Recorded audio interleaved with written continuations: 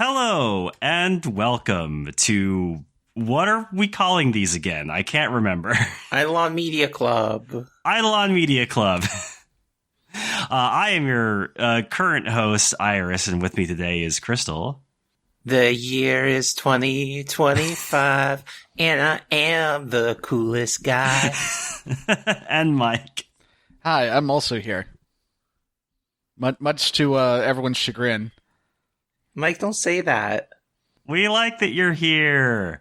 We're here to talk about Titan AE because it is weirdly relevant to us as people. I don't know why. You're saying that we're like between the ages of 30 and 40? Yeah, I guess so.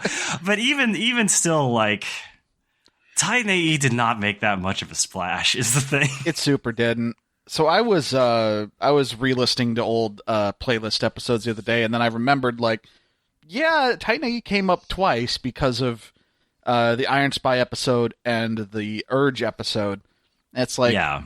Should we talk about this movie? Is it worth watching? And I proposed the bonus episode without having seen the film. And now that I've seen it, it's like, well, that sure was the decision I made. Am I the only one who has seen this film before on this cast here? I've seen this film many times before. Okay, all right, good. Okay, I was starting to worry I was the only one who had been previously brain poisoned. So yeah, for those who are unaware of the context, I'll just give a brief history of Titan AE. Mostly that, like, okay, so Titan AE was, like, made by Fox Animation Studios and directed by Don Bluth. Mm-hmm. It would be the last theatrical film that both of those entities would make. Yeah, it sure was. It did both critically and commercially poorly. Like, it barely made even half of its budget back. Reflecting back, just before we get into Titan AE specifically, reflecting back on the career of Don Bluth, it's wild to look back on, like, this ex-Disney guy who rose to prominence when Disney was maybe at its lowest. Like, Disney was in a really bad spot in the late 70s and early 80s. They almost got bought out by a few other companies a few times, which is wild to think about. And then he has this fucking incredible run in the 80s and on through the early parts of the 90s, and then things just sort of completely fizzle out for him. When you say early parts of the 90s, what are you referring to exactly? I remember Anastasia being really huge. That's the main thing I can think of. Anastasia was big. It was also the most. His other 90s films were not really much to write home about.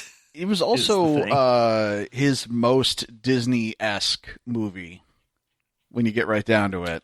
Yeah. It was his most, like, okay, we need to go back to the drawing board. The Disney figured their shit out. The Renaissance is going full tilt. Fox needs a win here. And so they make a movie about the Romanovs. Yeah.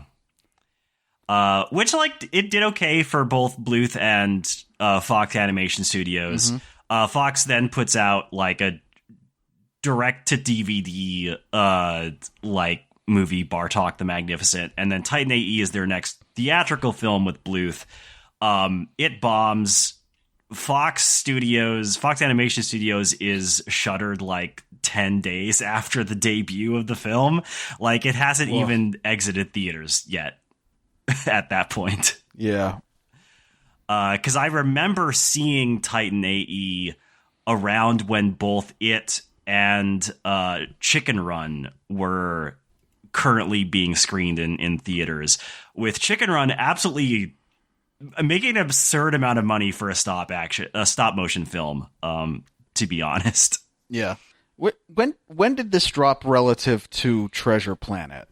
This was the year 2000. Treasure Planet was 2002, and Final Fantasy: The Spirits Within was 2001. Yeah, this was part of that era where a lot of animation studios actually were trying to do some different